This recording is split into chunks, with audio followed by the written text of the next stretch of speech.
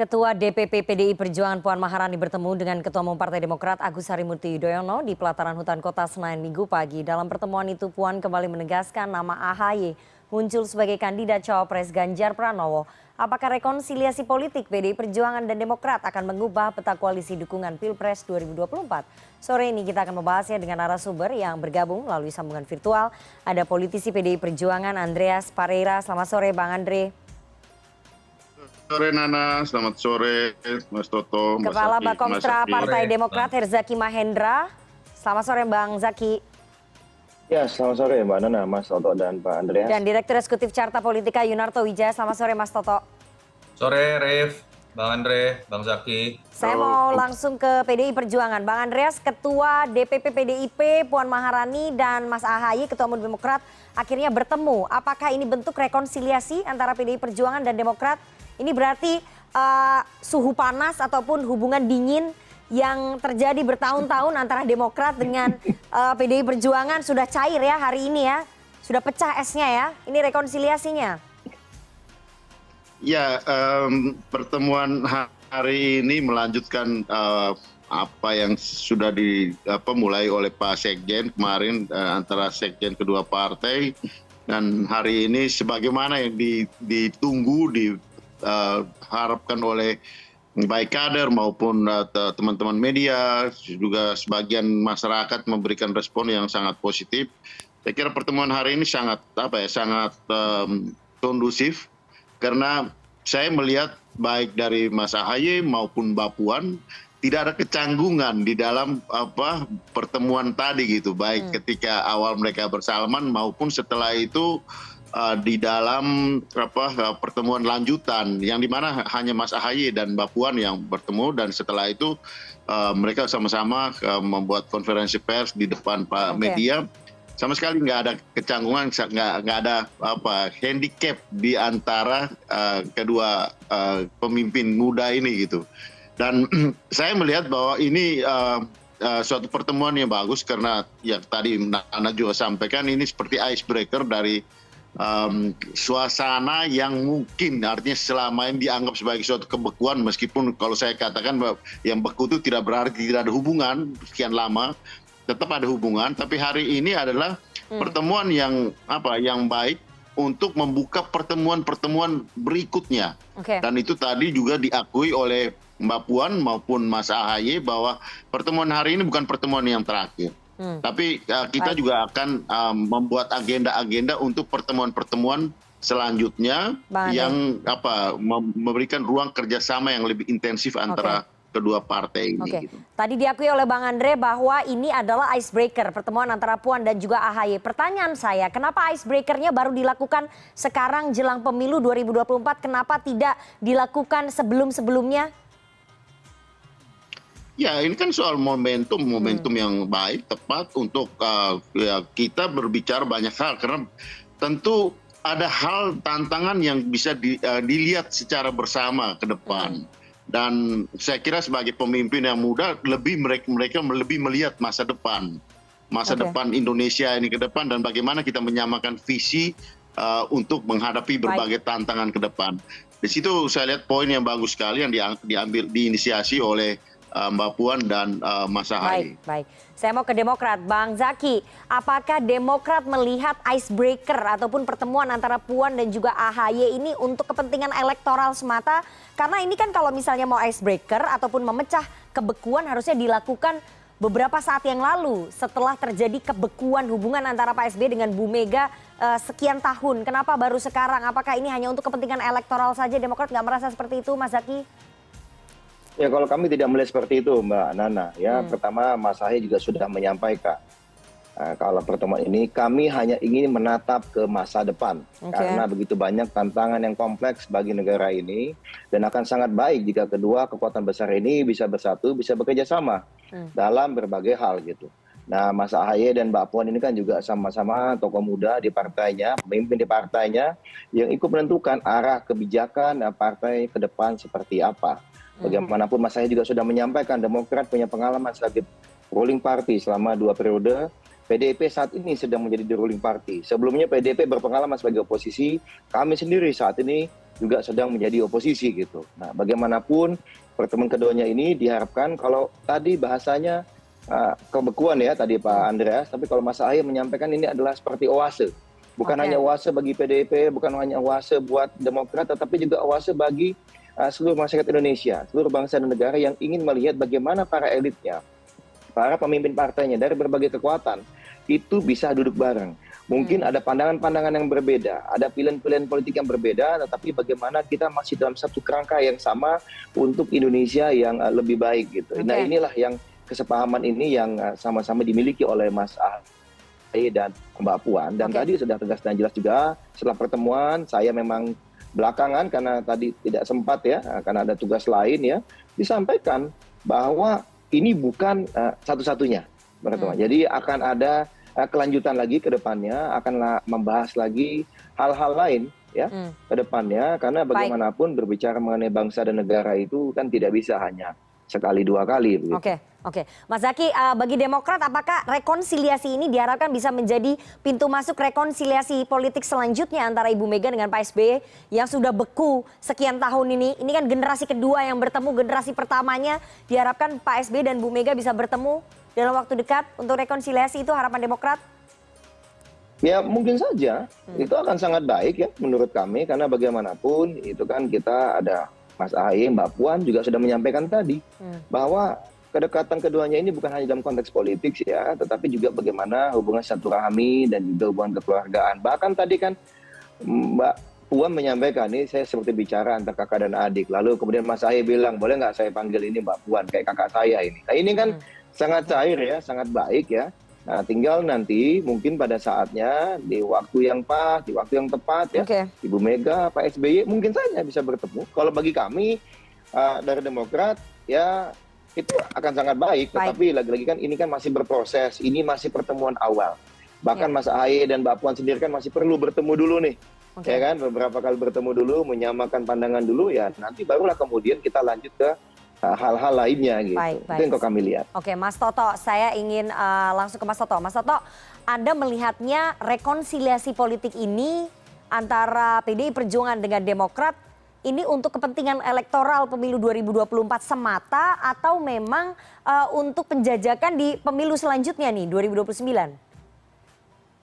Ya, kalau kita kemudian hanya mendengar bahasa-bahasa normatif, ini hanya icebreaker, lalu kemudian rekonsiliasi, memecah kebuntuan dari kebukuan politik misalnya, malah biasanya tidak ada sesuatu yang konkret. Tetapi kalau kemudian ada satu ikatan, walaupun ikatannya bernama elektoral ya, sifatnya sama kepentingan, ingin sama-sama menang, malah rekonsiliasi itu bisa terjadi dalam level yang lebih konkret. Jadi menurut saya andai kata pun, momen yang digunakan adalah momen untuk menang secara elektoral, tapi kita anggap ini secara positif karena kemudian rekonsiliasi itu malah bisa berbuah konkret. Dan memang saat ini minimal dari sisi kepentingan citra di mata konstituennya dan publik secara menyeluruh, kedua-duanya menurut saya punya kepentingan yang sama dengan ide rekonsiliasi ini dalam pertemuan yang bisa dikatakan ekstrim ya posisi politiknya selama 20 tahun terakhir. PDI Perjuangan membutuhkan sebuah image bahwa mereka walaupun partai terbesar tapi tidak kaku, lebih proaktif, lebih inklusif, arogan dan tidak angkuh seperti kritik beberapa pihak misalnya. Dan pertemuan yang ekstrim sifatnya ini dengan Demokrat menurut saya menunjukkan wajah baru buat PDI Perjuangan dan sangat mungkin kemudian untuk partai-partai lain melihat wajah baru dari PDI Perjuangan ini menjadi magnet buat mereka ikut masuk atau bernegosiasi. Buat Demokrat sama, ada kesan partai ini seperti terperangkap dalam koalisi yang terlalu lama tidak mengambil keputusan. Termasuk keputusan apakah AHY bisa menjadi sosok cawapres atau tidak. Dengan lenturnya atau cairnya kegiatan yang dilakukan oleh Demokrat dalam berkomunikasi dengan partai lain termasuk musuh politiknya dalam tanda kutip dalam hal ini PDI Perjuangan, ini juga akan menunjukkan wajah baru buat Demokrat. Jadi di luar ujungnya apakah mereka bisa bertemu dalam kerjasama atau koalisi atau tidak, tapi kedua-duanya menurut saya berhasil menaikkan bargaining position-nya secara lebih positif ya di hadapan konstituennya, termasuk di hadapan publik dan di hadapan partai-partai lain. Oke, jadi simbiosis mutualisme, sama-sama untung dalam pertemuan rekonsiliasi ini, begitu ya Mas Toto ya? Minimal di level citra hari ini ya, walaupun belum ada keputusan politik, Nana. Oke, saya mau ke Bang Andre. Bang Andre, dalam pertemuan di GBK tadi Mbak Puan Maharani kembali menegaskan bahwa nama Mas AHY sebagai kandidat cawapres Ganjar itu serius. Sampai 2 kali, yang pertama waktu di Rakernas, yang kedua adalah tadi pagi di GBK. Ini PDI Perjuangan apa nih motifnya? Sedang mengganggu koalisi perubahan, secara Demokrat sudah bergabung di koalisi Anies? Karena disampaikan sampai serius 2 kali loh. Iya memang artinya dalam arti bahwa ya selama ini kan PDI Perjuangan setelah mendeklarasikan Mas Ganjar, nah kita kan secara serius juga memantau dinamika yang berkembang di masyarakat. Dan apa yang disampaikan oleh Mbak Puan itu adalah apresiasi yang serius terhadap keseriusan juga Mas AHY di dalam bekerja, di dalam membangun partainya. Dan kita tahu kan Mas AHY juga memperoleh apresiasi yang tinggi dari atau lumayan, artinya di antara berbagai macam di antara beberapa kandidat yang disebut-sebut di publik, Mas AHY termasuk ya yang disinggung atau yang sering disebut di masyarakat. Ini kan Mas Toto, mereka kawan-kawan lembaga survei kan sering melakukan itu dan mempublikasikan itu. Sehingga apa yang disampaikan Mbak Puan pun serius dalam memberikan apresiasi itu gitu. Nah kita lihat bagaimana perkembangan dinamika. Makanya tadi baik Mbak Puan maupun Mas AHY menyampaikan bahwa pertemuan hari ini bukan pertemuan yang pertama dan terakhir gitu, tapi kita akan membuka ruang dialog di dalam untuk pertemuan selanjutnya, untuk kerjasama yang bisa lebih intensif gitu. Kenapa? Karena tidak mungkin juga kita datang terus langsung mau jadi capres atau tidak cawapres dari PDI Perjuangan, kan nggak seperti itu juga gitu. Dalam arti bahwa ya toh di politik ini kan dialog itu penting untuk membuka ruang dialog yang ya lebih jauh, lebih intensif di dalam pembicaraan selanjutnya. Ya, tapi sulit membayangkan 20 tahun berseteru, terus kemudian tiba-tiba seterunya dimasukkan ke dalam kandidat cawapres. Itu nanti saya mau tanya ke Mas Toto, tapi saya mau ke Demokrat dulu. Bang Zaky, dengan penjajakan ini, dengan tadi keseriusan yang disampaikan oleh Ketua Tim Pemenangannya Ganjar Pranowo, Puan Maharani, bahwa nama Ketua Umum Anda masuk menjadi kandidat cawapresnya Ganjar, ini Demokrat tergoda nggak berpindah koalisi? Masa nggak tergoda? Ya, pertama perlu kami sampaikan, ya ini kami mengapresiasi dan berterima kasih. Mas AHY juga menyampaikan secara langsung ya dalam pertemuan 4 mata itu dengan Mbak Puan, beliau menyampaikan langsung mengenai apresiasinya kepada Mbak Puan juga pada teman-teman dan PDIP gitu, baik terkait pertemuan hari ini maupun termasuk nama beliau masuk dalam radar gitu. Yang kedua, tapi beliau juga sama-sama menyampaikan bahwa bagaimanapun Mbak Puan dan Mas AHY ini saling menyadari saat ini kita sama-sama di posisi yang berbeda. Demokrat saat ini sedang di koalisi perubahan dengan capres Anies Baswedan.